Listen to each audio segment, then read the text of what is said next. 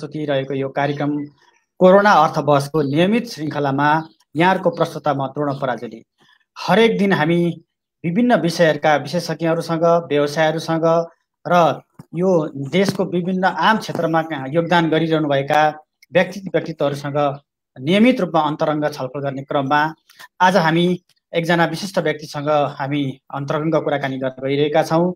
उहाँ हुनुहुन्छ अर्घाखाँची काठमाडौँ सम्पर्क मञ्च का चाहिँ तरुण दलका अध्यक्ष, त्यस्तै गरी लुम्बिनी तन्दुरी व्यवसायी सङ्घका सचिव हुनुहुन्छ अर्जुन पोखरेल सर। उहाँलाई हामी कार्यक्रममा स्वागत गर्न गइरहेका छौँ र समसामयिक विषयहरूको बारेमा र समसामयिक राजनीतिक घटनाक्रमको बारेमा र समग्र अर्थतन्त्रको विषयमा छलफल गर्न उहाँलाई म निमन्त्रणा गर्दैछु स्टुडियोमा। मैले अर्जुन सरलाई स्वागत गर्न चाहेँ। अर्जुन सर नमस्कार। हजुर स्वागत छ सर हजुरलाई हाम्रो कार्यक्रममा। धन्यवाद। अब सर हामी आज कोरोनाको यो लकडाउनको 30औं दिनमा छौँ। आज 1 महिना हामीले पुरा गरिसकेका छौँ। निरन्तर रूपमा हामी चाहिँ भनौँ न खबरदारीमा छौँ र अपडेटमा छौँ। यो सन्दर्भमा आज हजुरको यो 20औं अङ्कमा यहाँलाई हार्दिक स्वागत गर्दै तपाईँसँग केही अन्तरङ्ग कुराकानी र पछिल्लो अवस्थाका अपडेटहरूको बारेमा हामी छलफल गर्न गइरहेका छौँ।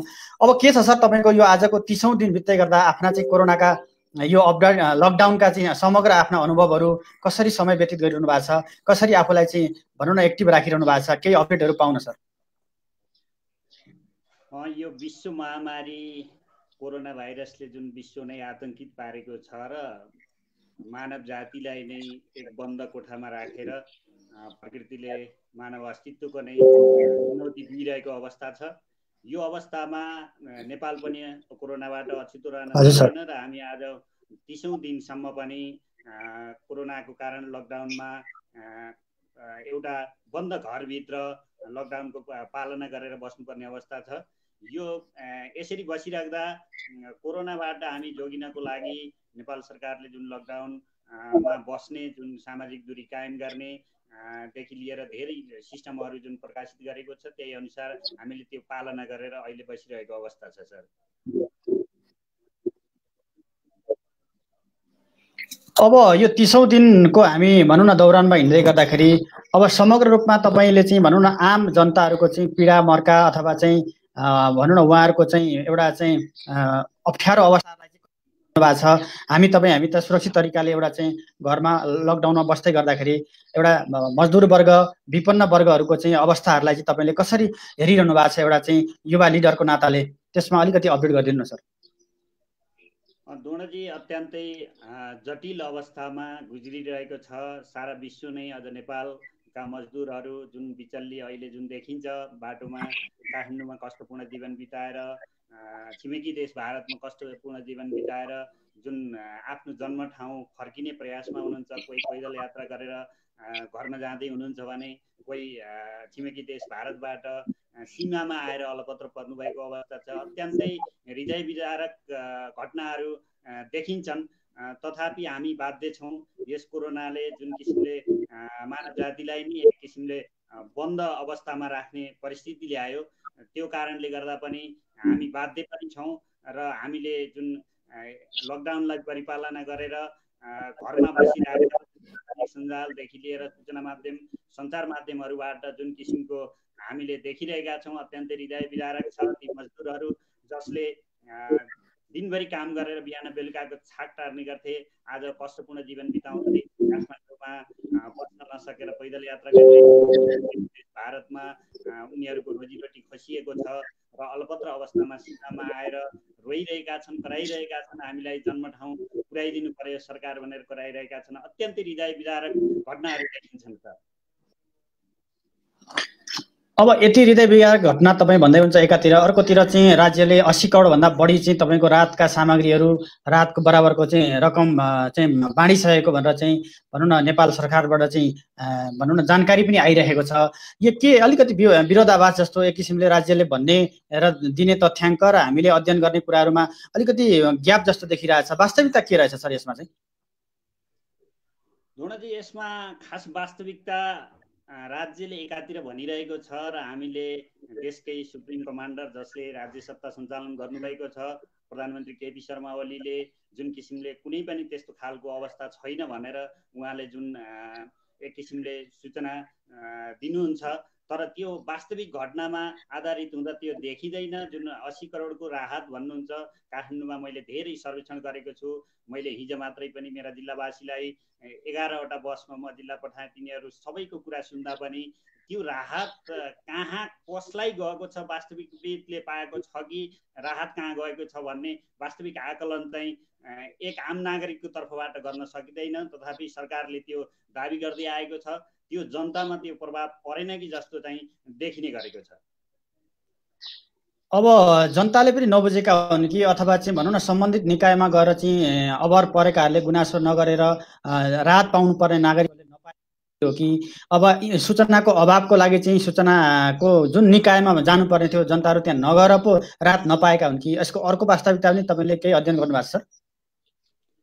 ढुँडाजी, यसमा जसरी चाहिँ काठमाडौँ महानगरपालिका, कीर्तिपुर नगरपालिका विभिन्न किसिमका हामीहरूले देख्यौँ। कीर्तिपुर नगरपालिकामा जुन विद्यार्थीहरू अलपत्र परेको देखियो, यो देशको कानुन अनुसार राहत वितरण गर्ने जुन किसिमले काठमाडौँ महानगरपालिकाका मेयरले त भनिसक्नुभयो कि बाहिरको मान्छेलाई चाहिँ हामी राहत दिँदैनौँ, यहाँको चाहिँ घरमा बस्नेलाई दिन्छौँ भनिसक्नुभयो। त्यो अवस्थामा वास्तविक पीडित जनता भनेको यहाँ काठमाडौँमा घर हुने भन्दा बाहिरबाट आएर मजदुरी गर्ने पीडित जनताहरू थिए। त्यो जनतासँग राहत पुगेको देखिँदैन। नेपालको कानुन ले अवरोध गरेको हो कि यहाँको शासन सत्ता सम्हाल्नेहरूको वास्तविक चाहिँ भूमिका नरहेको हो कि वास्तविक संवेदनशील नभएका हुन् कि जस्तो देखिन्छ। त्यसकारण पनि जुन राहत पाउने र यो पीडित अवस्थामा मानवीय संवेदनालाई ख्याल गरेर मानवीय संवेदना मर्न नदिने किसिमले राहत बाँडेको अवस्था देखिँदैन। त्यो किसिमले बाँडेको अवस्थामा वास्तविक पीडितले पाउने थिए। यहाँ प्रक्रिया पुर्याउने नाममा यहाँ चाहिँ एक किसिमले नागरिकतादेखि लिएर यहाँको वास्तविक मतदाता हुनुपर्ने नाममा वास्तविक पीडितले राहत पाएको देखिँदैन दोणाजी। अब नि अर्जुन सर, जस्तो एउटा समस्या पनि भनौँ न सुन्नमा आइरहेको छ, जस्तो निश्चित दलका केही कार्यकर्ताहरूले अथवा चाहिँ पहुँचको आधारमा मात्रै राहत लिने अथवा चाहिँ विपन्न वर्गले पाउनुपर्ने ठाउँमा चाहिँ सम्पन्न वर्गहरूले पनि राहत लिइरहेको भन्ने किसिमको चाहिँ विभिन्न सूचनाहरू प्राप्त भइरहेको छ कि यो वास्तविकता हो कि अथवा यसमा चाहिँ के छ? तपाईँले जानकारी प्राप्त अनुसार के लक्षित वर्गले राहत नपाएकै हो त अहिले पनि?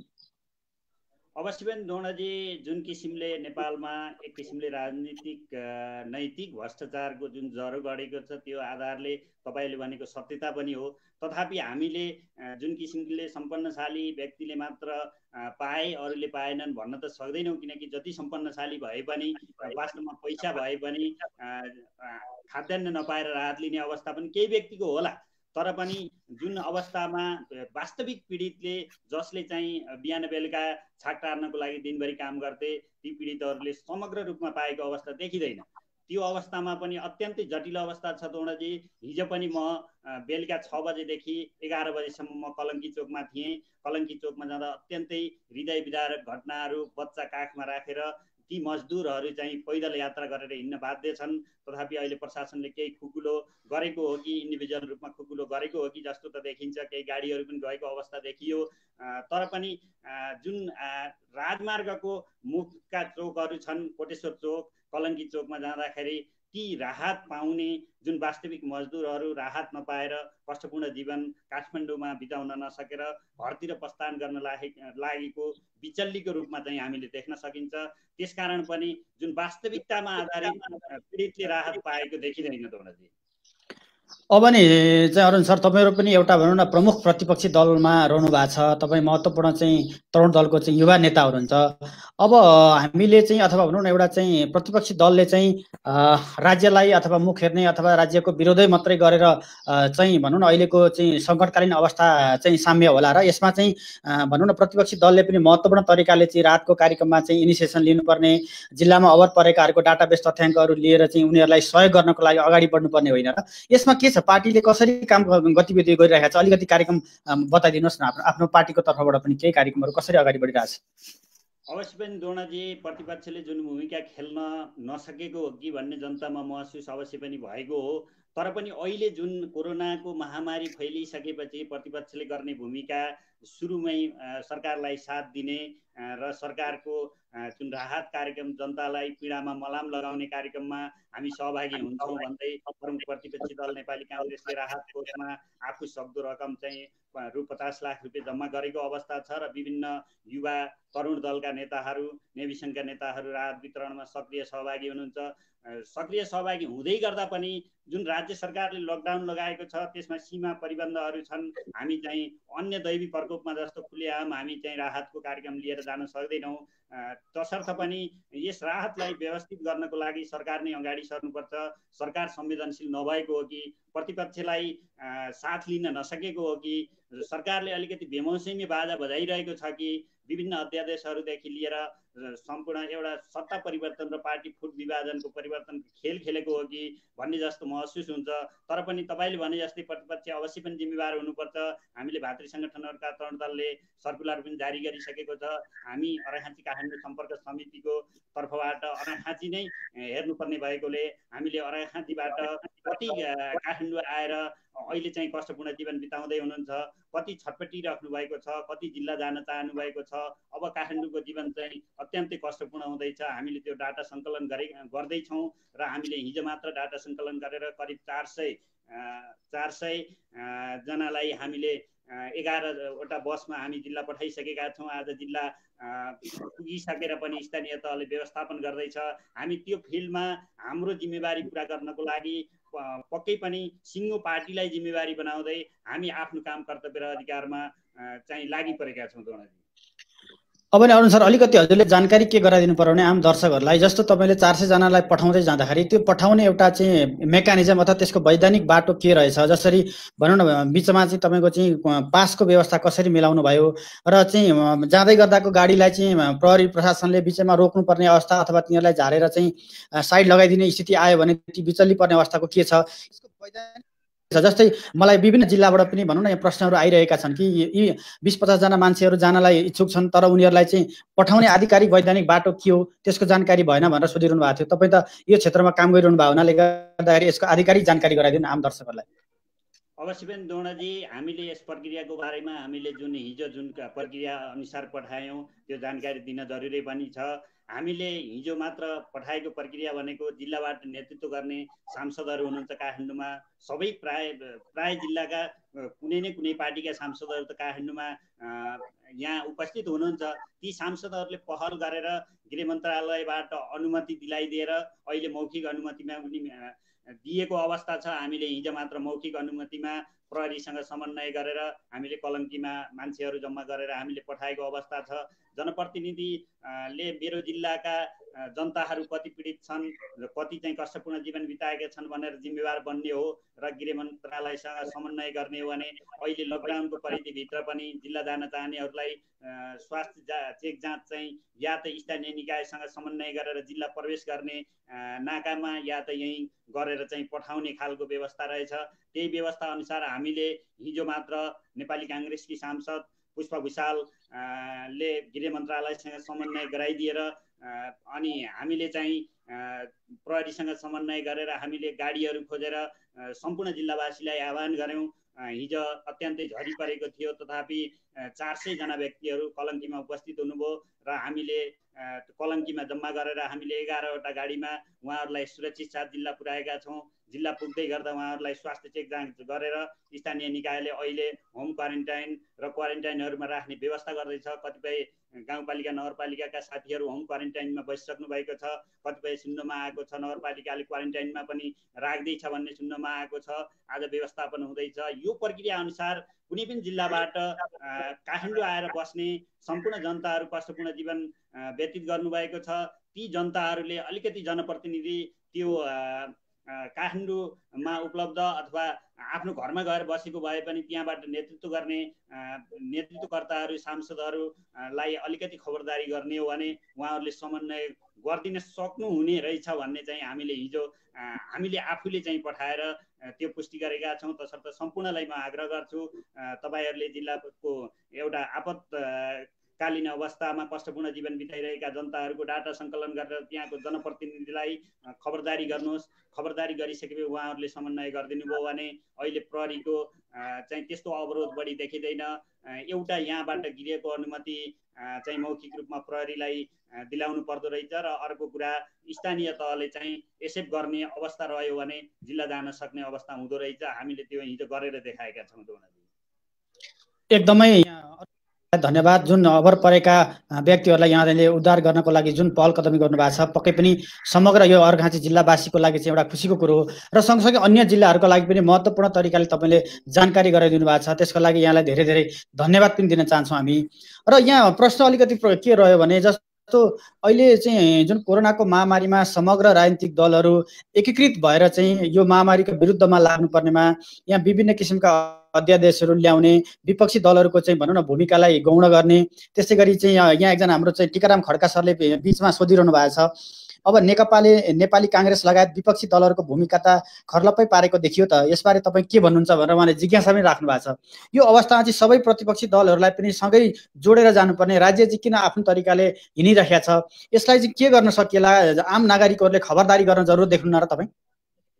अवश्य पनि हामी ले दुर्भाग्यवश भन्नुपर्छ, नेपालमा अहिलेसम्मकै 2007 साल यताका प्रधानमन्त्री लगायत जति पनि शासन सत्ता सम्हाल्ने कार्यकारी जीवहरूमा सबैभन्दा बढी पावर लिएर देशमा स्थायी राजनीतिलाई स्थायित्व गर्दै जुन प्रधानमन्त्री केपी शर्मा ओलीज्यू प्रधानमन्त्री हुनुभयो, नेपाली जनतालाई धेरै आशा थियो उहाँले सबैलाई मिलाएर लैजानुहुन्छ र देशको समृद्धि गर्नुहुन्छ भन्ने आशा थियो।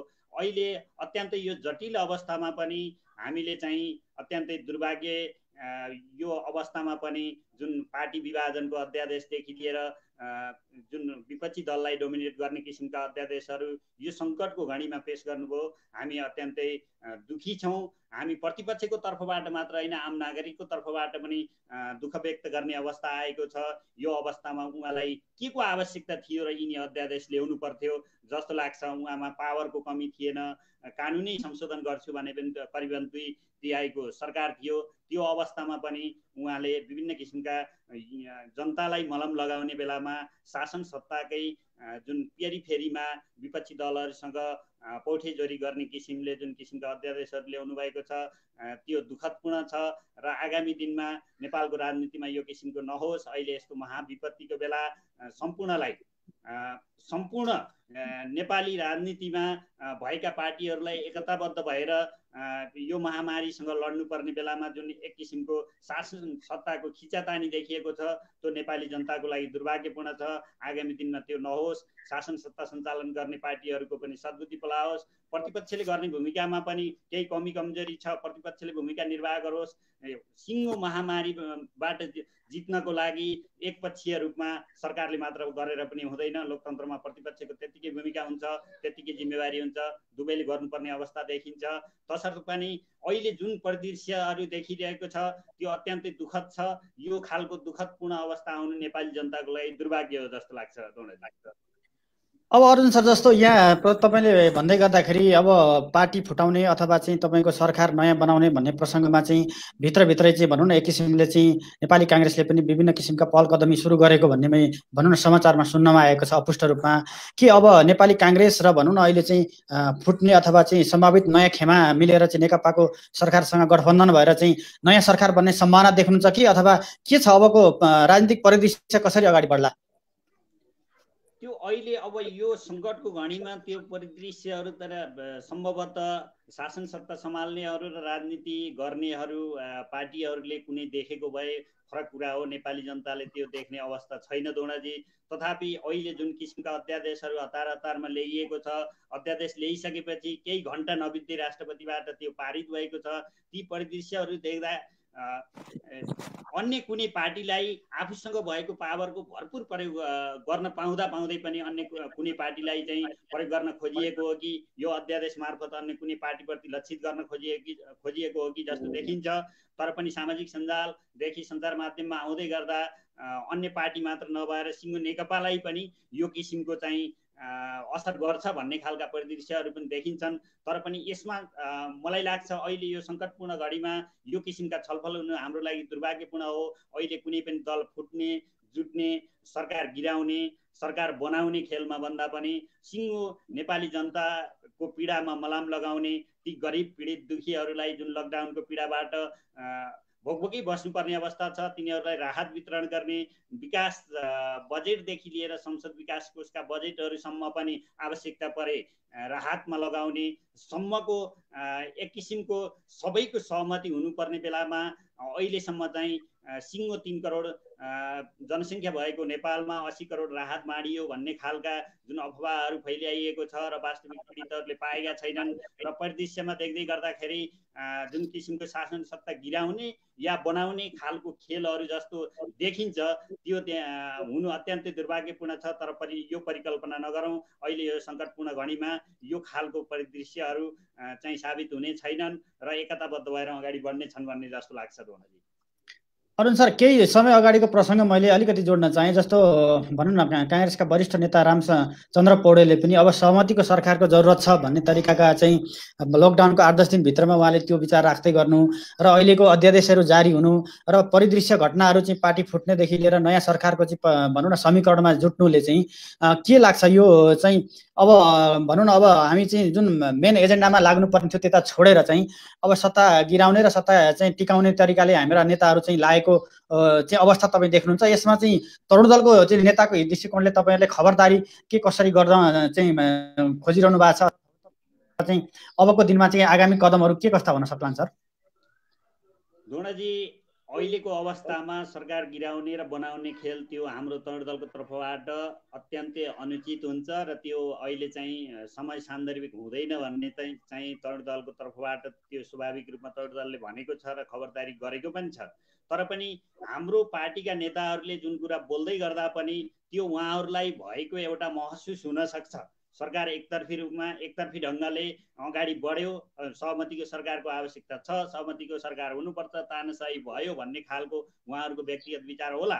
तर पार्टीको रूपमा चाहिँ नेपाली काङ्ग्रेसले अहिलेको सरकारको गिराउने र सहमतिको सरकार बनाउने र अहिलेको सरकारलाई असहयोग गर्ने यो महामारीको बेला सत्ता परिवर्तनको खेल खेल्ने भन्ने नेपाली काङ्ग्रेसको आधिकारिक पार्टीको धारणा चाहिँ छैन। दोनाजी, त्यो किसिमले पनि नेपाली काङ्ग्रेसले सुरुदेखि सबैभन्दा पहिला जुन प्रधानमन्त्री केपी शर्मा ओलीले घोषणा गर्नुभएको राहत कोषमा चाहिँ आफूले सक्दो 50 लाख रुपियाँ राखेर हामी सरकारको साथमा छौँ है भनेर सन्देश दिएको अवस्था हो र विभिन्न नेपाली काङ्ग्रेसका नेताहरूले पनि ठाउँ ठाउँमा आफ्नो जिल्लासँग सम्बन्धित आफूसँग सम्बन्धित व्यक्तिहरू दुखी पीडितहरूलाई राहत बाँडेको पनि अवस्था छ र यसलाई रामचन्द्र पौडेल अथवा अर्को कुनै नेताले भन्नुभएको त्यो उहाँमा भएको महसुस उहाँले व्यक्तिगत रूपमा व्यक्त गरेको विचार हुन सक्ला। तर पार्टीको आधिकारिक रूपमा अहिले सत्ता परिवर्तन गर्ने, सहमतिको सरकार बनाउने, यो सत्ता गिराउने भन्ने खालको पार्टीको आधिकारिक धारणा छैन।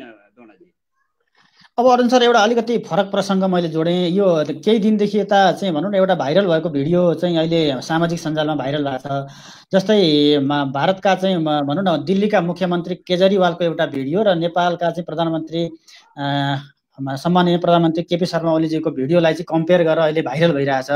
त्यहाँको केजरीवालज्यूले चाहिँ पत्रकारलाई सम्बोधन गरेको र नेपाली भनौँ न प्रधानमन्त्रीले पत्रकारलाई जुन तरिकाले चाहिँ भनेको सन्दर्भ छ, यसलाई तपाईँले कसरी हेर्नुहुन्छ? त्यहाँका पत्रकारहरूलाई चाहिँ भनौँ न उहाँले चाहिँ निःशुल्क रूपमा जहाँ जाँच गर्ने हो गर्नुहोस्, तपाईँहरूले गरेको उच्च मूल्याङ्कन गरिएको छ राज्यले भन्ने, तर यहाँ चाहिँ तपाईँहरूले चाहिँ फोटोहरू चाहिँ अनाधिकृत तरिकाले चाहिँ खिचेर हालिदिनु भएको छ, सामाजिक भड्काप ल्याउनु भएको छ। तपाईँले चाहिँ विचल्ली परेका जनताहरूको चाहिँ जिल्ला प्रशासनले हाम्रो चाहिँ देखेको छैन, तर तपाईँले कसरी देख्नु भएको छ भन्ने तरिकाका जुन कम्पेरिटिभ रूपमा चाहिँ भिडियो भाइरल भइरहेछ, यो प्रसङ्गलाई चाहिँ तपाईँले आम चाहिँ भनौँ न एउटा नागरिकको दृष्टिकोणले कसरी हेर्नुहुन्छ? हाम्रो प्रधानमन्त्रीज्यूले चाहिँ पत्रकारप्रति हेर्ने दृष्टिकोण चाहिँ अलिकति खराब भयो कि, अथवा पत्रकारले चाहिँ राज्यले भनेको पोलिसीहरू नमानेर यो किसिमको कन्फ्लिक्टको अवस्था सिर्जना भयो कि, यसलाई तपाईँको दृष्टिकोणमा कसरी अध्ययन गर्नुभएको छ सर? दोनाजी, नेपालमा लोकतन्त्र स्थापना गर्न र प्रजातन्त्र स्थापना गर्न यहाँ हजारौं जनताको बलिदान छ र यही स्वतन्त्रपूर्वक रूपमा आफूले देखेका र आफूले चाहिँ भोगेका आफ्ना पीडाहरू र सरकारको आलोचना गर्न पाउने र नराम्रो काम गर्नेको आलोचना गर्न पाउने जुन एउटा डेमोक्रेसी लोकतन्त्रको लागि चाहिँ हजारौं जनताले बलिदान गरेका हुन्। तर अहिले पछिल्लो चरणमा जुन प्रेसमाथि अंकुश लगाइँदैछ र विभिन्न किसिमका सामाजिक अभियन्तालाई धरपकड गरिँदैछ र आफ्नो विरुद्धमा बोल्नेहरूलाई विभिन्न मुद्दाहरू लगाएर विपक्षी दलका भातृ सङ्गठनका हाम्रै जस्तो तरुण दलका नेताहरूलाई चाहिँ विभिन्न मुद्दाहरू लगाएर विभिन्न जेलहरूमा राख्ने परिपाटी छ। त्यो हिसाबले अहिले प्रधानमन्त्रीजीको जुन देखिन्छ त्यो देख्दै गर्दाखेरि उहाँले कतै लोकतन्त्रलाई नै स्वीकार गर्न नसक्नु भएको हो कि जस्तो महसुस हुन्छ। पत्रकारिता अत्यन्तै लोकतन्त्रको सुन्दर पक्ष हो र आलोचना सबैभन्दा महत्त्वपूर्ण पक्ष हो। आलोचनालाई ग्रहण गर्न सक्ने शासक नै सफल शासक हुन सक्छ। त्यो केजरीवालले चाहिँ एकदम प्रष्ट रूपमा प्रमाणित गरिसकेका छन्। भारतभरि नै बिजेपीको शासन सत्ता हुँदै गर्दा र देशभरिको र केन्द्रीय राज्य सत्ता लाग्दै गर्दा पनि केजरीवालले पुनः सत्तारोहण गरे। त्यो एउटै मात्र उहाँसित प्रमाणित कुरा के थियो भने उहाँले आलोचनालाई पनि ग्रहण गर्न सक्नुभयो। तर नेपालको अवस्थामा दुर्भाग्यवश भन्नुपर्छ प्रधानमन्त्री केपी शर्मा ओलीले उहाँले आलोचना सहन गर्नै सक्नुहुन्न र आलोचना गर्नेहरूलाई विरोधीको संज्ञा दिनुहुन्छ, आलोचना ग्रहण गर्न सक्नुहुन्न। त्यसैको परिणाम अहिले प्रेस जगतलाई अंकुश लगाउने, पत्रकारहरूलाई आँखी देख्ने, पत्रकारहरूले कुनै चिज भन्यो भने तपाईहरूले यो नराम्रो कुरा गर्नुभयो, तपाईहरूले यो सम्प्रेषण गर्नु हुँदैन थियो भन्ने खालको अंकुश लगाउने त्यसैको परिणाम हो जस्तो लाग्छ। अब अरुण सर, तपाईँ चाहिँ भनौँ न एउटा लुम्बिनी तन्दुरी व्यवसायी सङ्घको चाहिँ एउटा सचिव जस्तो गरिमामय पदमा पनि हुनुहुन्छ, एउटा व्यवसायी पनि हुनुहुन्छ। अहिलेको जुन प्रसङ्ग जुन छ नि, अब यसमा चाहिँ आम तपाईँ जस्ता चाहिँ भनौँ न 150 भन्दा बढी तन्दुरी व्यवसायहरू चाहिँ यतिखेर आर्थिक सङ्कटले झेलिरहनु भएको छ। हिजोको दिनमा चाहिँ भनौँ न जनताहरूलाई बिहान बेलुका चाहिँ त हरेक दिन चाहिँ रोटी खुवाउनुहुन्थ्यो, तरकारी खुवाउनुहुन्थ्यो, एउटा एक किसिमको चाहिँ उहाँहरूको चाहिँ दैनिका गर्नुभएको थियो। अब अहिलेको व्यवसाय चाहिँ कसरी तपाईँले चाहिँ हेरिरहनु भएको छ? अहिले सबै व्यवसायहरू ठप्प छन् कि अथवा अहिलेको अवस्था के छ सर? अहिले नेपाल सरकारले लकडाउन गरेपछि हामीले लुम्बिनी तन्दुरी व्यवसायी सङ्घ अन्तर्गत रहेका काठमाडौँका करिब 200 तन्दुरी व्यवसायहरू सबै ठप्प रहेको अवस्था छ। हो तपाईँले भने जस्तै सबैभन्दा ताजा र सबैभन्दा सस्तो, सबैभन्दा स्वच्छ खानाको रूपमा काठमाडौँमा लुम्बिनी तन्दुरीलाई हामीले स्थापित गरेका थियौँ। त्यो अहिलेको अवस्थामा ठप्प हुँदै गर्दा ती सबैभन्दा सस्तो र सुलभ खाने मजदुर वर्गहरू अत्यन्तै पीडित भएको अवस्था छ। त्यो अवस्थामा ती मजदुर वर्गहरूले त्यो पीडा खेप्दै काठमाडौँमा तपाईँले भने जस्तै कोठामा केही खाने नराखेर बिहान बेलुका एउटा अत्यन्तै सस्तो र सुलभ खानाको परिकारको रूपमा चाहिँ तन्दुरी रोटीलाई र तरकारीहरूलाई खाइन्थ्यो। तन्दुरी परिकारहरू बिहान खाजाको रूपमा, दिउँसो खानाको रूपमा, फेरि दिउँसो चाहिँ खाजाको रूपमा र बेलुका खानाको रूपमा चार टाइममै खान सकिने परिकार थियो। त्यो काठमाडौँमा ठप्प छ र सम्पूर्ण व्यवसायहरू ठप्प छन्। यो ठप्प हुँदै गर्दा मलाई लाग्छ तपाईँले भने जस्तै सबैभन्दा काठमाडौँमा मजदुरी गर्ने र सुलभ र स्वच्छ खाना खाने ती मजदुर वर्गहरूलाई सबैभन्दा बढी पीडा भएको छ जस्तो लाग्छ। अब अहिले के छ, सङ्घले तन्दुरी व्यवसायी सङ्घले चाहिँ पहल कदमीमा भनौँ न एक किसिमले चाहिँ एउटा लकडाउनको विभिन्न नियमहरू पालना गरेर व्यवस्थित तरिकाले हाइजेनिक तरिकाले तन्दुरीहरू बनाएर, तरकारीहरू बनाएर प्याकिङ गरेर चाहिँ घर घरमा मजदुरहरूलाई पुर्याउने अथवा चाहिँ डेलिभरी गर्ने किसिमका चाहिँ तयारीहरू तपाईँले केही त्यस्तो गर्नुभएको छ कि अथवा के छ सर यसको तयारी? अलिकति अपडेट पाउन। त्यो अवस्था किन भएन भने दोर्णजी, हामीसँग करिबन 200 तन्दुरी पसलमा 1500 देखि 2000 मजदुरहरू हामीसँग काम गर्नुहुन्थ्यो। जब लकडाउनको प्रक्रिया सुचारू भयो ती मजदुर वर्गहरू घर जान खोज्नुभयो र हामीले विभिन्न प्रक्रिया मिलाएर सबै हाम्रा कामदारहरूलाई आफ्नो गाउँ पठाएको अवस्था छ र केही छिटफुट कामदारहरूलाई पठाउन नसकेर हामीले पालेर काठमाडौँमा राखेको अवस्था पनि छ। र एकातिर लकडाउनको परिपालना गर्नुपर्ने, अर्कोतिर हाम्रा जुन कामदार वर्गहरू हुनुहुन्थ्यो उहाँहरू गाउँ गएको कारणले तपाईँले भने जस्तै हामीले त्यस्तो होम डेलिभरी गर्ने, ठाउँ ठाउँमा पुर्याउने अवस्था रहेन दोर्णजी। तर पनि हामीले त्यो पीडा, ती मजदुर वर्गको पीडा देखेका छौँ र हामीले एउटा सामाजिक रूपमा चाहिँ विभिन्न किसिमले मजदुर वर्गहरूलाई हाम्रा साथीहरू आफ्नो आफ्नो तरिकाले ती मजदुर वर्गहरूलाई राहत दिइराख्नु भएको छ र लुम्बिनी तन्दुरी व्यवसायी सङ्घले साङ्गठनिक रूपमा ती मजदुर वर्गहरूलाई घरमा पठाए तापनि हामी इन्डिभिजुअल रूपमा लुम्बिनी तन्दुरी व्यवसायी सङ्घमा रहेका व्यवसायी साथीहरूले विभिन्न राहत प्याकेजहरू विभिन्न मजदुरहरूलाई हाम्रै मजदुरहरू जुन चाहिँ 2000 को सङ्ख्यामा काठमाडौँमा कार्यरत हुनुहुन्थ्यो ती मजदुरहरूलाई घर पुर्याउनेदेखि लिएर यहाँ बसेका मजदुरहरूलाई पनि जसै पनि हामीले चाहिँ सर्वसुलभ तरिकाले उहाँहरूलाई राख्ने वातावरण बनाएका छौँ। त्यही अनुसार अगाडि बढिरहेको छ।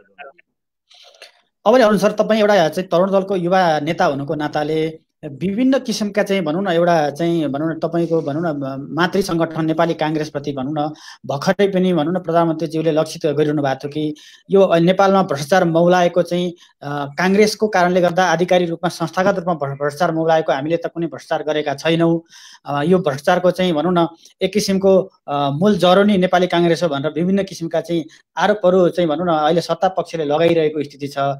तर तपाईँ त्यसको चाहिँ महत्त्वपूर्ण चाहिँ पदमा भनौँ न एउटा चाहिँ युवा नेता हुनुहुन्छ, विभिन्न व्यक्तिहरूले जुन तरिकाले आरोप लाउँदै गर्दा तपाईँको अध्ययनले चाहिँ यो भ्रष्टाचारको चाहिँ भनौँ न जरो किलो चाहिँ कहाँबाट पलाएको रहेछ, तपाईँले के बुझ्नुभयो भित्र चाहिँ अहिलेसम्मको अध्ययनमा सर? अवश्य पनि नेपालमा शासन सत्ता सम्हालेका विभिन्न दलका नेताहरू र ती दलहरू भ्रष्टाचार मुक्त नै छन् र दुधले नुहाएकै छन् भन्ने पक्षमा त म छैन। तर पनि नेपाली काङ्ग्रेसले शासन सत्ता सम्हाल्दै गर्दा देशमा विभिन्न राजनीतिक परिवर्तनहरू भए र सहमतिका सरकारहरू बने र सत्ता परिवर्तनका खेलहरू धेरै भए। त्यो अवस्थामा नेपाली काङ्ग्रेसले शासन सत्ता सम्हाल्दै गर्दा र अहिलेको जुन पावरफुल सरकार बनिसकेपछि कतै नेपाली काङ्ग्रेससित कम्पिटिटरको रूपमा नेपाली काङ्ग्रेसले पनि भ्रष्टाचार गरेको थियो, हामीले किन गर्न नपाउने भन्ने खालको जुन सन्देशपूर्ण तरिकाले उहाँहरूले आरोप लगाउनुहुन्छ। कदापि नेपाली जनताले भ्रष्टाचारको कम्पिटिसन गर्नको लागि नेपाली काङ्ग्रेसले गरेको थियो र हामीले गर्न पाउनुपर्छ भन्नको लागि चाहिँ 2/3 दिएका होइनन् जस्तो लाग्छ। होला कमी कमजोरी नेपाली काङ्ग्रेसका पनि होलान्, त्यही कमी कमजोरीको कारणले आज जनताले चाहिँ नेपाली काङ्ग्रेसलाई प्रतिपक्षमा बस शासन सत्ता कम्युनिस्टको सरकारलाई चलाउन देऊ भनेर 2/3 मत दिएको अवस्थामा नेपाली काङ्ग्रेसले यो गरेको थियो। नेपाली काङ्ग्रेसले यो गरेको भएर यो भएको भनेर अहिले त्यो भन्न पाउने छुट नेकपा सरकारलाई छ जस्तो लाग्दैन। उहाँहरूले 2/3 जुन मत प्राप्त गर्नुभएको छ त्यसलाई भरपुर सदुपयोग गर्दै नेपाललाई समृद्धिको बाटोमा अगाडि बढाउनुपर्छ र आफ्नो गल्ती ढाक्नको लागि विगतका विभिन्न किसिमका कमी कमजोरी औँलाएर जुन किसिमका कार्यकर्तादेखि लिएर नेतासम्म जुन भ्रष्टाचारमा लिप्त हुनुहुन्छ, यही महामारी सङ्कटको घडीमा पनि तपाईँ हामीले धेरै थाहा पाइसक्यौँ। त्योभन्दा यो महामारी सुरु हुनुभन्दा केही महिना अगाडि जुन चाहिँ 70 करोडको जुन चाहिँ अवस्था देखिएको थियो, बार्गेनिङको अवस्था देखिएको थियो, यी सबै हेर्दाखेरि अत्यन्तै जटिल परिस्थितिमा भ्रष्टाचार आफूले गर्नको लागि अन्य दललाई चाहिँ आरोप लगाएर अगाडि बढेको जस्तो देखिन्छ। अब नेपाली काङ्ग्रेसको सन्दर्भमा थोरै कुरा गर्दा नि सर, जस्तै युवाहरूलाई चाहिँ जहिले पनि पछि पार्ने किसिमका पोलिसीहरू ल्याउँछ पार्टीले, तरुण दल लगायतका नेवी सङ्घहरूलाई चाहिँ जहिले पनि फङ्सनलेस बनाउँछ र सँगसँगै भनौँ न उहाँहरूलाई अगाडि बढ्नको लागि प्रेरित गर्दैन र पुरानो पुस्ताले नै पार्टीलाई लिड गर्ने किसिमको पनि एउटा आरोप छ र त्यस्तै कता कता देखिएको पनि छ। तपाईँ एउटा युवा नेता हुनुको नाताले पार्टीभित्रको चाहिँ प्रजातान्त्रिक पक्षहरू चाहिँ कसरी अभ्यास भइरहेका छ, तपाईँहरू जस्तो युवा नेताहरूलाई भोलिको दिनमा मन्त्री प्रधानमन्त्री भएर चाहिँ देशमा सेवा गर्ने अवसरहरू पार्टीले के बाटो खुला गर्दैछ भन्ने किसिमको देखिन्छ कि यसको बारेमा तपाईँको चाहिँ के छ राय छ? अवश्य पनि नेपाली काङ्ग्रेसमा एक किसिमको सङ्घर्ष गर्नुपर्ने अवस्था छ र अहिले पार्टीमा जुन किसिमको हाबी भइराखेको छ र विभिन्न भातृ सङ्गठनका जुन अधिवेशनहरू हुनुपर्ने हो त्यो भएको अवस्था छैन र जुन युवा नेताहरूलाई पछाडि पार्ने किसिमले विभिन्न सङ्गठनहरूको अधिवेशन नगर्ने र अधिवेशनलाई पेन्डिङ राख्ने र युवाहरूलाई चाहिँ एउटा निष्क्रिय पार्ने अवस्थामा चाहिँ नेपाली काङ्ग्रेसका नेतृत्वगणहरू लागेको अवस्था देखिन्छ। यो अत्यन्तै दुर्भाग्यपूर्ण छ। अब सङ्घर्ष गर्नुपर्ने बेला आएको छ। नेपाली काङ्ग्रेसमा युवा लिडरसिप नहुन्जेलसम्मको लागि नेपाली काङ्ग्रेसले अर्को पोल्टे फेर्न सक्दैन। यो अवस्थामा चाहिँ अब नेपाली काङ्ग्रेसका युवाहरू एकजुट भएर ती हाम्रा चाहिँ अग्रजहरूलाई सम्मानपूर्वक चाहिँ युवाहरूलाई नेतृत्व दिनको लागि आह्वान गर्नुपर्छ जस्तो लाग्छ।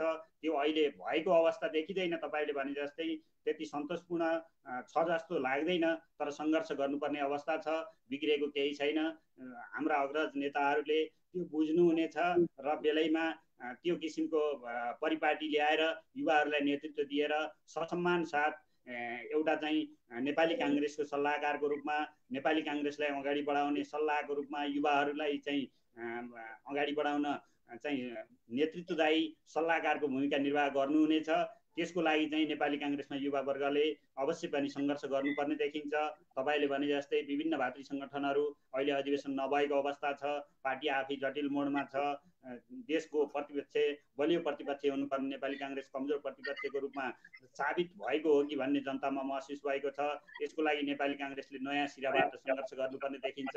यो हाम्रो सम्पूर्ण युवा लिडरसिपहरूबाट त्यसको थालनी भइसकेको छ। अवश्य पनि मलाई लाग्छ अबको अधिवेशनमा युवाहरूले नेतृत्व पाउनेछन् र युवाहरूले पार्टीलाई नयाँ सिराबाट लाने नेतृत्वदायी भूमिका निर्वाह गर्नेछन् भन्ने हामीले चाहिँ परिकल्पना गर्न सकिन्छ। अब अरुण सर, तपाईँले परिकल्पना गर्दै गर्दा वास्तविकतालाई पनि हामीले महसुस गर्नुपर्ने हुन्छ। जस्तो अहिलेको भनौँ न, तपाईँ तरुण दल जस्तो चाहिँ महत्त्वपूर्ण चाहिँ लामो इतिहास बोकेको चाहिँ एउटा चाहिँ भनौँ न एउटा भातृ सङ्गठनमा हुँदै गर्दा तपाईँले जस्ता भनौँ न 50औं लाख आम युवाहरूलाई चाहिँ उत्पादनमूलक क्षेत्रमा भनौँ न एउटा रोजगारमूलक क्षेत्रमा लगाउनको लागि पार्टीले कुनै पनि किसिमको अहिलेसम्म कार्यक्रम ल्याउन सकेन भन्ने किसिमको एउटा आरोप छ। तर तपाईँ एउटा चाहिँ लिडर हुनुको नाताले के छ अहिले चाहिँ तपाईँहरूले आफ्नै इनिसिएसनमा त्यस्तो चाहिँ व्यावसायिक प्लानहरू अथवा चाहिँ उद्यमशील प्लानहरू ल्याएर चाहिँ आम युवाहरूलाई तरुण दलहरूलाई चाहिँ एक्टिभ गराउनको लागि, त्यहाँका सदस्यहरूलाई चाहिँ एक्टिभ गराउनको लागि, भूमिका दिनको लागि के कस्ता कार्यक्रम ल्याउनु भएको छ? यो नयाँ वर्ष पनि चलिरहेछ अवसरमा आम तपाईँ जस्ता चाहिँ आम तमाम कार्यकर्ताहरूलाई चाहिँ तपाईँ के भन्न चाहनुहुन्छ यो उत्पादनसँग जोडिएका प्रसङ्गहरूमा चाहिँ सर? अवश्य पनि हामीले नेपाल तरुण दलको केन्द्रीय कार्य समितिलाई पनि यही कुरा झकझगाएका छौँ र उदाहरणीय रूपमा नेपाल तरुण दल अर्घाखाँची काठमाडौँ सम्पर्क समितिका समग्र 100% तरुणहरू नै काठमाडौँमा पेसा व्यवसाय गर्ने र आफैमा स्वरोजगार तरुणहरू छौँ र त्यही रूपमा चाहिँ परिचित भएका छौँ र हामीले आफ्नो तरिकाले सबल रूपमा चाहिँ गरिरहेका छौँ। तथापि हामीले धेरै युवाहरूलाई त्यो स्वरोजगार बन्ने र नेपालमा उद्यमशील बन्ने र आत्मनिर्भर बन्ने किसिमका जुन भिजनहरू ल्याउनु पर्ने छ त्यसलाई हामीले एक किसिमले हाम्रो नेपाल तरुण दल अर्घाखाँची काठमाडौँ सम्पर्क समिति अर्घाखाँचीसँग सम्बन्धित भएको हिसाबले अर्घाखाँचीका युवाहरूलाई कसरी स्वरोजगार बन्ने, अब अलिकति अर्घाखाँचीलाई फोकस गरेर कृषि क्षेत्रमा पनि कसरी लगानी लगाउने, औद्योगिक क्षेत्रमा कसरी लगानी लाउने भन्ने हाम्रो छलफल भइरहेको छ। अहिले चाहिँ नयाँ वर्षको थालनीसँगै तपाईँले भने जस्तै हामीले केही एजेन्डा लिएर आउने कदममा थियौँ। यो कोरोना महामारीले हामीलाई रोकेको छ, तर यो कोरोना महामारी को आपत्ति जुन हामी चाहिँ महाविपत्ति परेको छ यसको लडाईँ जितिसकेपछि तपाईँले भने जस्तै हामीले हाम्रो क्षेत्रबाट केन्द्रीय समितिलाई खबरदारी गर्ने नै छौँ र केन्द्रीय समिति पनि अहिले अपूर्ण अवस्थामा छ। 4 जना मात्र हुनुहुन्छ, केन्द्रीय समितिले पूर्णता पाएको छैन। केन्द्रीय समितिलाई खबरदारी त गर्ने नै छौँ, तर पनि हाम्रो सेक्टरबाट पनि अर्घाखाँचीबाट काठमाडौँ आएका युवाहरूलाई विभिन्न किसिमले स्वरोजगार बनाउने एउटा सेक्टरमा चाहिँ हामीले त्यो पहल कदमी लिएका छौँ र हाम्रा सम्पूर्ण तरुणहरू आत्मनिर्भर हुनुहुन्छ, स्वरोजगार हुनुहुन्छ। अझै पनि कोही तरुणहरू त्यस्तो बेरोजगार हुनुहुन्छ अनि एक किसिमले आत्मनिर्भर हुन खोज्नु भएको छ भने हाम्रो समितिले मैले जिल्लामा गएर पनि भन्ने गरेको छु, तपाईहरू सकेसम्म यही स्वरोजगार हुनुहोस्, आफ्नो जिल्ला बनाउनुहोस्। यदि तपाईहरूलाई त्यो सम्भव हुँदैन काठमाडौँ आउनुभयो भने हामी स्वरोजगार बनाउनको लागि हामी सहयोग गर्छौँ र प्रत्येक तरुण युवाहरू आफैमा स्वरोजगार र आत्मनिर्भर भयो भने भोलि बिहान जुन भ्रष्टाचार नेपालमा मौलाएको छ एउटा आत्मनिर्भर मान्छेले चाहिँ भ्रष्टाचार गर्नेतिर उसको ध्यानै जाँदैन। तपाईहरू आत्मनिर्भर हुनुपर्छ भनेर हामीले जुन सन्देश प्रवाह गरेका छौँ त्यसै अनुसार हाम्रा सम्पूर्ण अर्घाखाँची काठमाडौँ सम्पर्क समितिका तरुण युवाहरू स्वरोजगार हुनुहुन्छ र हामीले अर्घाखाँचीमा रहेका भूगोलमा रहेका तरुणहरूलाई पनि स्वरोजगार गर्नको लागि हामीले त्यो किसिमका योजनाहरू ल्याउनेवाला छौँ। अब नि अरुण सर, जस्तो हाम्रो भनौँ न सङ्गठनात्मकको चाहिँ तथ्याङ्कमा रूपमा जाँदाखेरि जस्तो नेपाली काङ्ग्रेसभित्र तरुण दलको चाहिँ सङ्ख्या अथवा चाहिँ नेभी सङ्घका विद्यार्थीहरूको सङ्ख्या संस्थागत रूपमा सङ्गठित भएको चाहिँ एउटा तथ्याङ्क तपाईँले के छ चाहिँ सङ्कलन गर्नु भएको छ भने सार्वजनिक गर्न मिल्ला सर? कसरी चाहिँ हामी चाहिँ अगाडि बढिरहेका छौँ र ती समग्र भनौँ न, कसैले भन्छन् 10 लाख चाहिँ कार्यकर्ता छन्, कोही भन्छन् 30 लाख कार्यकर्ता छन्, आधिकारिक तथ्याङ्क अहिलेसम्म नआएको हो कि कतिको सङ्ख्यामा कार्यकर्ता छन् र तिनीहरूलाई चाहिँ कसरी प्लानिङ गर्न जरुरी छ होला? तपाईँले यसको सन्दर्भमा अथवा मातृ सङ्गठनसँग चाहिँ कस्तो किसिमको चाहिँ पहल कदमी लबिङहरू गरिरहनु भएको छ त्यो कार्यक्रमको बारेमा अलिकति छलफल गर्नु छ। हामीले नेपाली काङ्ग्रेसमा जुन लामो समयदेखि महाधिवेशन पनि रोकिएका नेपाल तरुण दल, नेभी सङ्घ जस्ता सङ्गठनहरूको जुन क्रियाशील रिन्यू गर्ने, सदस्यता रिन्यू गर्ने प्रक्रिया अहिले सुरु भएको अवस्था छैन। तथापि नेपाली काङ्ग्रेसको क्रियाशील सदस्यता रिन्यू गर्ने अवस्थामा छ र मोटामोटी आँकडा अनुसार 40 लाख नेपाली काङ्ग्रेसका जुन क्रियाशील सदस्य छन् अझै बढाउनु पर्ने अवस्था छ भन्ने खालको अवस्था छ। त्यो हिसाबले पनि नेपाली काङ्ग्रेसको भातृ सङ्गठनहरू नेपाल तरुण दल, नेभी सङ्घ धेरै लामो समयदेखि जुन महाधिवेशन नभएर बसेको अवस्थामा धेरै नेभी सङ्घका साथीहरू तरुणमा प्रवेश गरिसक्नु भएको छ र धेरै जुन विद्यार्थी साथीहरू नयाँ नेभी सङ्घमा प्रवेश गर्नुभएको छ। त्यसको ठ्याक्कै आँकडा नभए पनि नेभी सङ्घ र तरुण दलमा नेपाली काङ्ग्रेसको युवा जमात, नेपाली काङ्ग्रेसको विद्यार्थी सङ्ख्या अत्याधिक धेरै छ। यसलाई यिनी सङ्गठनहरूलाई व्यवस्थित गरेर अगाडि बढ्न सक्यो भने पार्टी मजबुत हुनेछ र नेपाली काङ्ग्रेसको मेरुदण्डको रूपमा रहेको नेपाल तरुण दललाई जुन धेरै वर्षदेखि चाहिँ 4 जनामा सीमित राखेर जुन विस्तार गर्ने भनेर चाहिँ जुन झुलाइएको छ, त्यो अवस्थाले पनि नेपाली काङ्ग्रेस कमजोर भएको छ। नेपाली काङ्ग्रेसको सिपाही सङ्गठन हो तरुण दल, नेतृत्वले बेलैमा विचार पुर्याउनुपर्छ र तरुण दललाई पूर्णता दिनुपर्छ, नत्र अब तरुण दलको चाहिँ महाधिवेशन अवधि सकिसकेको छ, अब महाधिवेशन गर्नुपर्छ भन्ने माग हो हाम्रो। त्यो अवस्थामा चाहिँ नेपाल तरुण दल, नेभी सङ्घका साथीहरूले सबैले चाहिँ आफ्नो सदस्यता रिन्यू गरिसकेपछि वास्तविक आँकडा आउनेछ दोनाजी।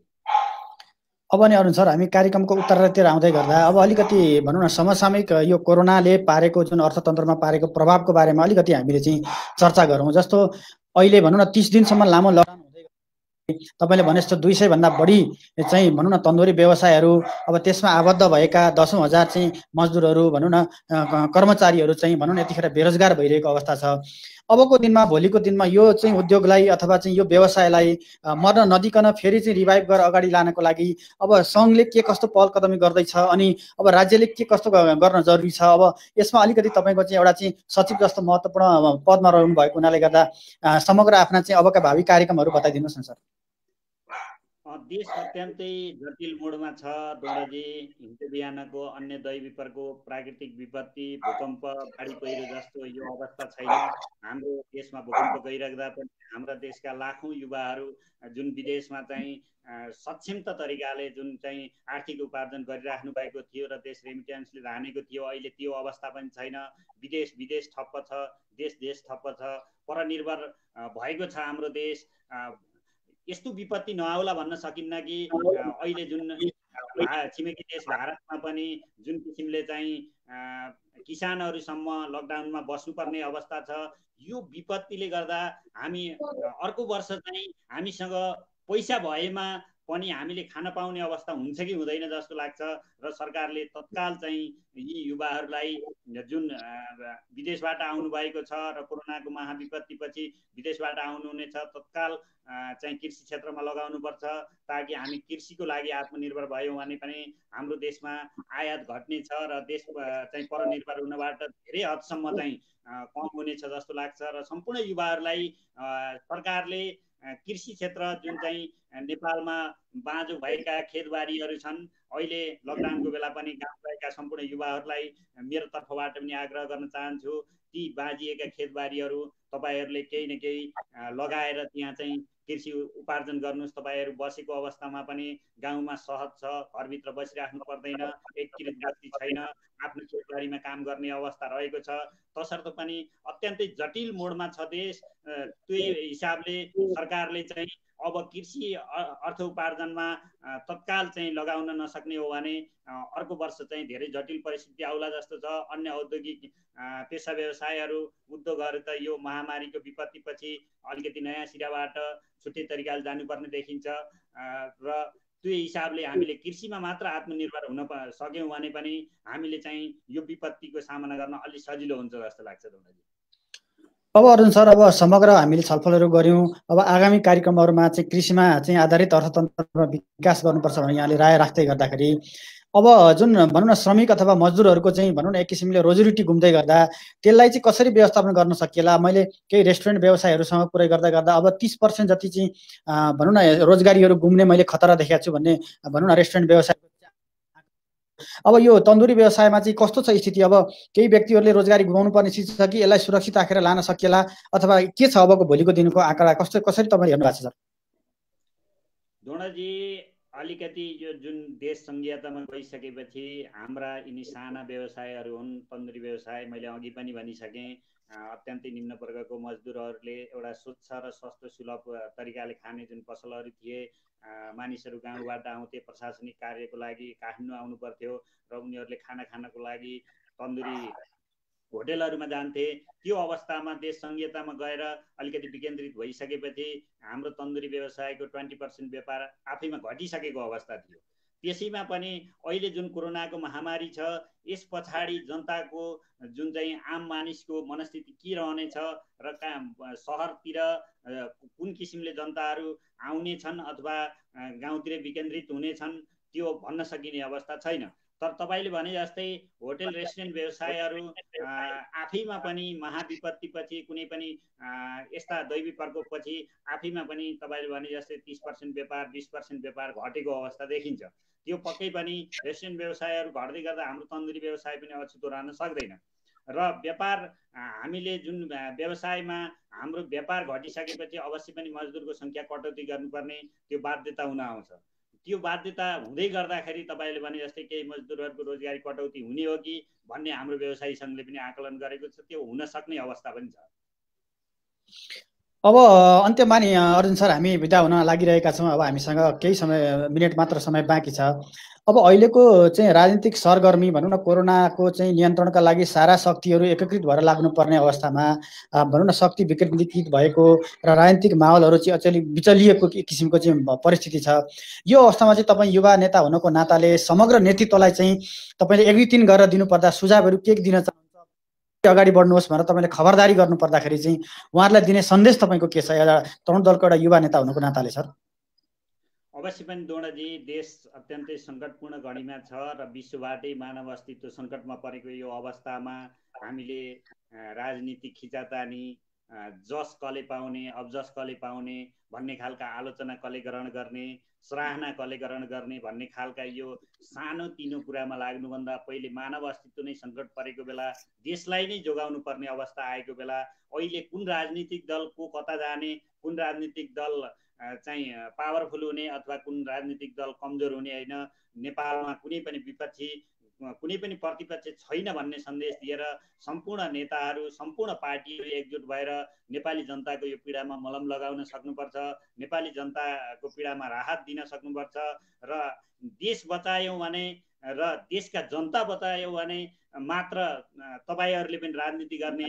बल्ल दिन आउनेछ। अहिले यो विपदको घडीमा तपाईँहरूले राजनीति गरेर जनताको पीडामा अझै मलाम लगाउनुको साट्टा अझै पीडा थपिदिने काम नगर्नुहोस् र सम्पूर्ण एकजुट हुनुहोस्। राजनीति गर्ने दिन आउँदैछन्। यो महाविपत्तिलाई सबै मिलेर लडौँ, यसको सामना गरौँ, यसबाट कमभन्दा कम क्षतिमा चाहिँ यो महाविपत्तिबाट विजय प्राप्त गरौँ। तत्पश्चात राजनीति गर्ने समय आउनेछ, त्यति बेला चाहिँ हामीले जनतालाई भनौँला, जनतामा चाहिँ राजनीति गरौँला र फरक फरक आफ्ना आफ्ना पार्टीका वकालत गरौँला। तर अहिले कुनै पनि चिजको राजनीतिकरण नगरौँ, अत्यन्तै दुःख लाग्छ। मैले तपाईँलाई अन्तिममा जोड्ने भएँ, हिजो मात्र जुन 400 जना चाहिँ हामीले अराखाँची पठाउँदै गर्दै गर्दा जुन कलङ्कीमा केही राजनीतिक दलका कार्यकर्ताहरू नेताजीलाई ल्याएर जुन किसिमले राजनीतिकरण गर्न खोज्नुभयो, अत्यन्तै दुःख पनि लाग्यो। हामीले कुनै पनि राजनीति गर्ने र यो पार्टीकोलाई लाने, यो पार्टीकोलाई नलैजाने, यो पार्टीको जान हुँदैन भनेका थिएनौँ र पछि मैले मिडियामा देख्नमा पनि आयो कि यो पार्टीको नेताले जिल्लावासीलाई निःशुल्क जिल्ला पठाएको भनेर जुन किसिमका भ्रामक प्रचारहरू गरियो, त्यो कुनै पनि हामीले गाडी रिजर्भ गरेर जनतालाई सेवा पे गर्न लगाएर त्यसरी जिल्ला पठाएको अवस्थामा सस्तो लोकप्रियताका लागि यो किसिमका हत्कण्डाहरू राष्ट्रिय राजनीतिमा पनि नआउन् र स्थानीय राजनीतिमा पनि नआउन् भन्न चाहन्छु।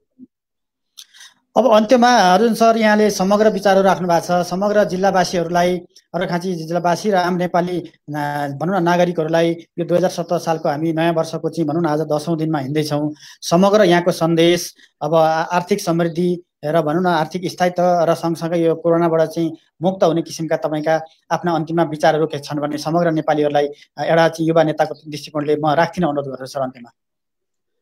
अवश्य पनि द्रोणजी, नयाँ वर्ष सुरु हुँदै गर्दा एक किसिमको हर्ष उल्लासमय अवस्थामा नयाँ वर्ष मनाउन पाउनु पर्थ्यो र मनाइरहेका थियौँ। अन्य वर्षमा अहिले चाहिँ कोरोनाले गर्दा हामी नयाँ वर्ष पनि घरभित्रै बसेर मनाउन बाध्य भयौँ र नयाँ वर्षले आशा छ हामी केही छिन पीडामा परे पनि देशको शासन सत्ता सञ्चालन गर्ने राजनीतिक दलहरू र देशको प्रतिपक्षमा बस्ने राजनीतिक दलहरू सम्पूर्ण एकजुट हुनेछन् र यो महामारीलाई छिटै विजय प्राप्त गर्नेछन् र जनतालाई यो पीडाबाट मुक्त गर्नेछन् र 2077 सालको जुन किसिमले वैशाखभरि हामी चाहिँ एउटा पीडामा भए पनि जेठबाट यसको मुक्ति मिल्नेछ भन्ने अपेक्षा गरेका छौँ र नयाँ वर्ष 2077 सालमा सरकारले लगाउँदै आएको समृद्धिको नारा वास्तविक नारामा परिणत होस् र देश चाहिँ एउटा सुशासन कायम होस्, देशमा समृद्धि आओस्, सम्पूर्ण जनतामा खुसी छाओस् भन्ने शुभकामना पनि व्यक्त गर्न चाहन्छु।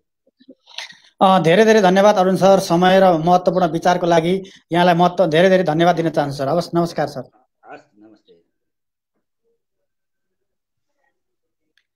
आदरणीय दर्शकबिन, यहाँ हेर्दै हुनुहुन्थ्यो नेपालका एकदम सफल उद्यमी र तरुण दलका युवा नेता अर्जुन पोखरेल सरसँगको चाहिँ समसामयिक विषयमा गरिएको अन्तर्वार्ता। उहाँले पक्कै पनि आम मानिसहरूका चाहिँ जिज्ञासाहरू शान्त पारिदिनु भएको छ। समग्र पार्टीका आन्तरिक गतिविधिहरूको बारेमा उहाँले स्पष्ट पारिदिनु भएको छ र उहाँसँग थप जानकारी लिन र उहाँसँग चाहिँ अन्तरङ्ग कुराको लागि आगामी दिनहरूमा पनि यहाँहरूलाई जिज्ञासा भएदेखि हाम्रो कमेन्टमा यहाँले कमेन्ट गर्न सक्नुहुनेछ र उहाँलाई फेरि पनि हामी यो कार्यक्रममा उपस्थित गराउनेछौँ। तबसम्मको लागि म यहाँहरूको प्रस्तुता द्रोण पराजुली यहाँहरूसँग बिदा हुने बाचाका साथ भोलि फेरि नयाँ प्रस्तुताका साथ र नयाँ प्रस्तुतिका साथ यहाँहरूसँग भेट्ने बाचाका साथ आजलाई म यहाँहरूसँग बिदा हुन चाहन्छु। हवस् त, नमस्कार।